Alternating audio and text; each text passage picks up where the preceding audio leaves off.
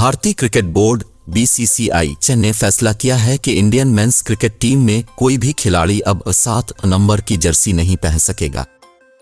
हर cricketer का ख्वाब होता है कि वो अपने मुल्क की नुमाइंदगी करे और उसकी शर्ट ज़ेबतन करे, जिसके लिए इसे मुख्तलिफ नंबर्स वाली जर्सी इलाट होती है और जर्सी नंबर मुंतखब करने का ऑप्शन भी दिया जाता है। टीम में हर खिलाड़ी की जर्सी का नंबर भी अलग होता है। कुछ खिलाड़ी इतने खास होते हैं कि उनकी जर्सी का नंबर उनकी शनाख्त बन जाता है, जैसे कि सचिन तेंदुलकर का जर्सी नंबर 10, महेंद्र सिंह धोनी का 7 और क्रिस गेल का 333 वगैरह।